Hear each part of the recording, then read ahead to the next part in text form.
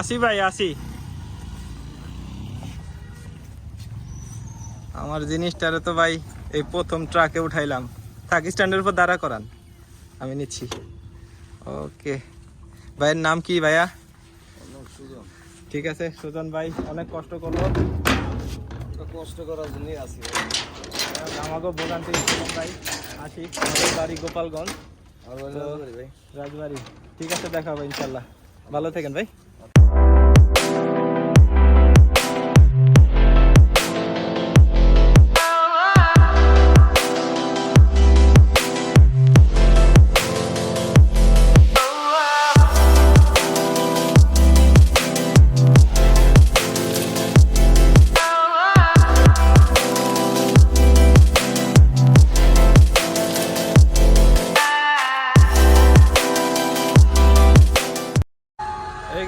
আসসালামু আলাইকুম, খুব ব্যস্ত চ্যানেলের পক্ষ থেকে আপনাদেরকে স্বাগতম।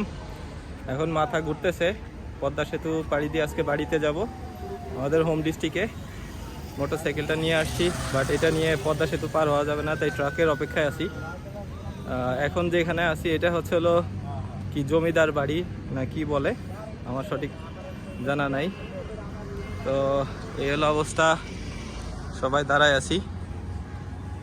মোটরসাইকেল এখন ট্রাকে যাবে পদ্মা সেতু পার হয়ে। তো এই হলো আমার বাইক। ভাই এই ট্রাক, এটা ঠেলে উঠাইয়া পদ্মা সেতু পার হইতে হইব। এই যে খান সাহেবের বাড়ি, যারা পদ্মা নদীর ওই পাড়ে যাবে তাদের এই যে পদ্মা সেতু যাওয়ার আগে হাতের ডান পাশে ছোট্ট একটা রাস্তা আছে, এই এলাকার নাম হচ্ছে খান সাহেবের বাড়ি, উত্তর মেদিনী মণ্ডল, নৌজং, মুন্সিগঞ্জ, বিক্রমপুর। সো এইখানে আমাদের এই এলাকার যারা আছেন ট্রাক এখানে রাখেন। সো এই ট্রাকে করেই মোটরসাইকেল পার হওয়া লাগবে পদ্মা সেতুতে। এখন অনেক ক্লান্ত, মুখে প্রচুর ধুলা লাগছে, ব্যাপার না, ক্লান্ত হয়ে গেছি। হ্যাঁ ভাইজান, আমার এখন ছোটোখাটো চ্যানেল আছে ভাই, খুব ব্যস্ত চ্যানেলের নাম, বুঝছেন? চ্যানেলের নামই খুব ব্যস্ত। বক্তব্য তো লাগেই ভাইয়া, আপনার এলাকায় আসলাম, ভাবছি যে মোটরসাইকেল পার হয়ে আমরা পদ্মা সেতুর ওই পারে যাবো, কিন্তু সেই সৌভাগ্য নাই। যাই হোক, তারপরে আপনাদের ট্রাকে যেতে হবে আর কি। আপনারা মোটরসাইকেল নিয়ে আসছেন, মোটরসাইকেল যাত্রী। ভাইজান, আমাদের জন্য পদ্মা সেতু কবে খুলে দিবেন? সরকার জানে, সরকার যে কেডা এই দেশে তাই তো জানি না, সবাই তো সরকার দেখা যায়, সরকারি সার্ভে। তো এই হলো বাইক, নতুন বাইক। তারপর অনেক জোরে চালাইছি আজকে, 80-90 করে চালাইছি, কারণ রাস্তা শেষ করা লাগবে। হ্যাঁ, তো কয়টা হইলে ছাড়ে? 6টা। এখন হয়েছে কয়টা? 1টা 2টা 3টা 4টা 5টা, আর একটা বাইক লাগবে। তো 6টা বাইক হইলে আমরা যেতে পারবো। হ্যাঁ ভাইয়া, হ্যাঁ ভাই, ভিডিও করতেছি যে ভাই ব্রাদার সবাই আছে, যারা মোটরসাইকেল রাইডার সবাই এখানে আছে। ওই পাশ থেকে মেইন রোড থেকে এই পাশে আসলে এই পাশে হলো ট্রাক। ঠিক আছে বন্ধুরা, আমরা এখন মোটরসাইকেল ট্রাকের উপর উঠাবো, পদ্মার উপরে যে আবার নতুন করে ভিডিও শুরু করব। তো দেখা যাক পদ্মার ওই পারে যে কি হয় ইনশাল্লাহ।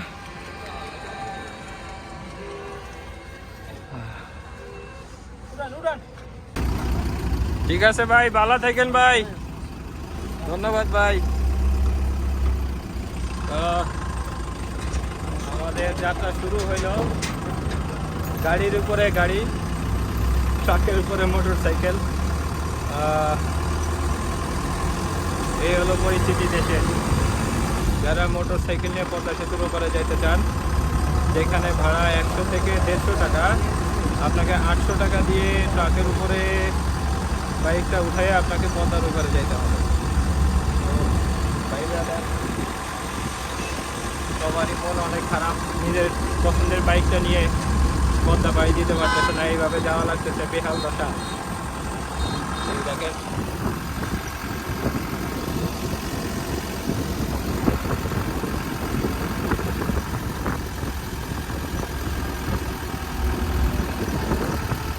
জমিদার বাড়ি এইখান থেকে, ঢাকা থেকে আসার পথে এখানের যে সিগন্যালটা আছে, এই সিগন্যাল থেকে হাতের এই ভিতরে এই রোডে চলে আসতে হবে।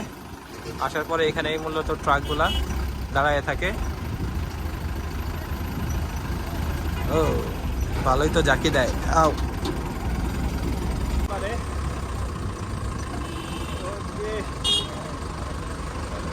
অনেক ভাঙ্গা রাস্তা, এই হলো জায়গা। তো ওইদিকে ট্রাকগুলা রাখা থাকে, ওই দিক থেকে মোটরসাইকেল উঠানো লাগে।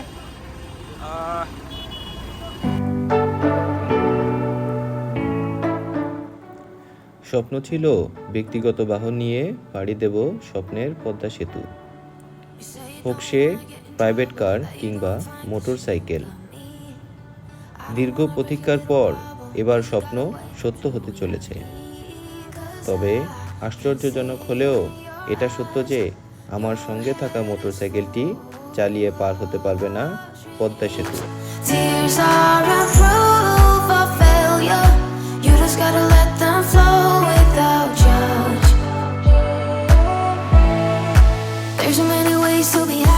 বাইকটি চালিয়ে পার হতে না পারায় মনে দুঃখ জমা হতে লাগলো।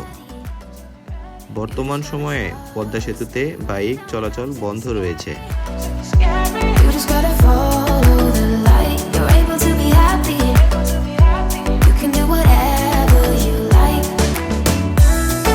তবে চাইলে ট্রাকে করে সেতু পার হওয়া যায়। তাই তো শখের বাইকটি উঠিয়ে দিলাম ট্রাকে, সাথে উঠলাম আমরাও।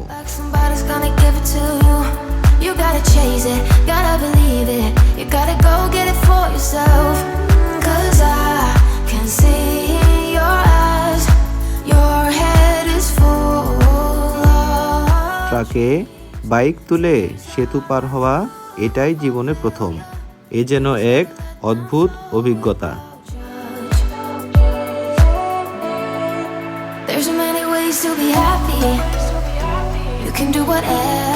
ট্রাকে বসে পদ্মার চারিদিকের সৌন্দর্য উপভোগ করছিলাম। অবশেষে ট্রাক চালক পদ্মা পারাপার শেষে আমাদেরকে একটি নির্দিষ্ট জায়গায় নামিয়ে দিল।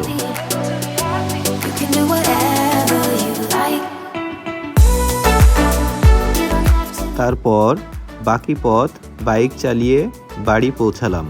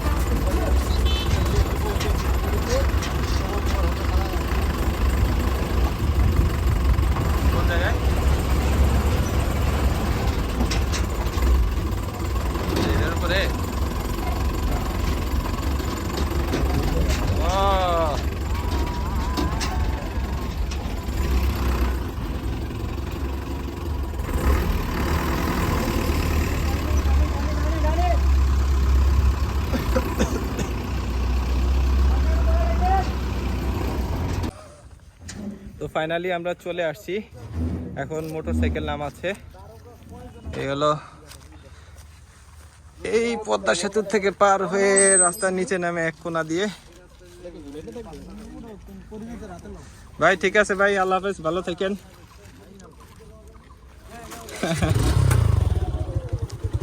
যাই হোক ভালো সিস্টেম।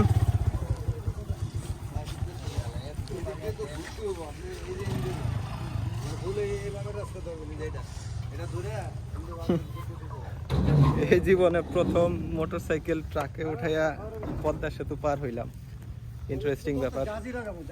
এলাকাটা খুব ভালো লাগতেছে, অনেক শান্ত, গ্রামের মতো। রাস্তাটা পার ওই রাস্তা দিয়ে ফুল বান্ধ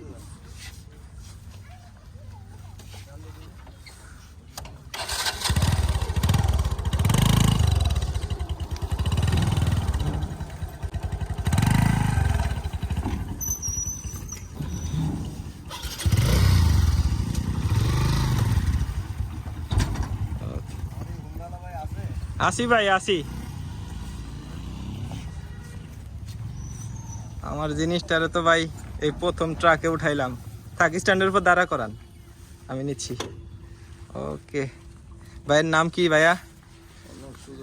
ঠিক আছে সুজন ভাই, অনেক কষ্ট করলো। কষ্ট করার জন্যই আসি আমাকেও ভোগান্তি সুজন ভাই। আসি, আমাদের বাড়ি গোপালগঞ্জ, ভাই রাজবাড়ি। ঠিক আছে, দেখা হবে ইনশাল্লাহ, ভালো থেকেন।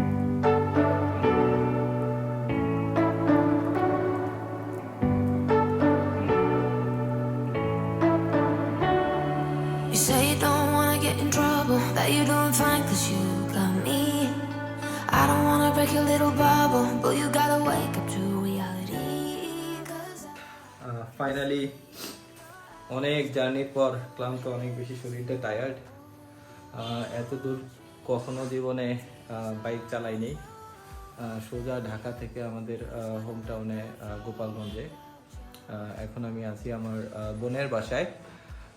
ইনশাল্লাহ আগামীকালকে সকালে আমাদের গ্রামের বাড়িতে যাব। এখন খুবই টায়ার্ড, মুখ টুক সব ধুলাবালি ভরে আছে। গোসল করতে হবে, একটু ঠান্ডা লাগছে তার কারণ অনেক ঠান্ডা সন্ধ্যার দিকে, মানে বাতাস প্রচুর ঠান্ডা। যদিও এটা করছিলাম, এটা উইন্ড ব্রেকার প্লাস ডাস্টের থেকে বেশ ভালো প্রোটেকশন দেয়। এটা আমাকে দিছিল গিয়ার স্টেশন বিডি থেকে শান্ত ভাইয়া, থ্যাংক ইউ শান্ত ভাই। এটা না থাকলে আসলে আজকে অনেক অবস্থা খারাপ হইতো। এরপরে গোসল করব, খাওয়া দাওয়া করে, দুপুরে এখনো খাই নেই। খাওয়া দাওয়া করার পরে তারপরে একটু বাইকটারে ওয়াশ করাইতে হবে, মোবিলটা চেঞ্জ করবো যেহেতু নতুন বাইক। মাত্র 600 কিলোমিটার চলছে, এটার মোবিল চেঞ্জ করতে হবে। তারপরে 80-90তে টানছি, জানি না ইঞ্জিনের কন্ডিশন কি, কিন্তু সময় খুব কম ছিল।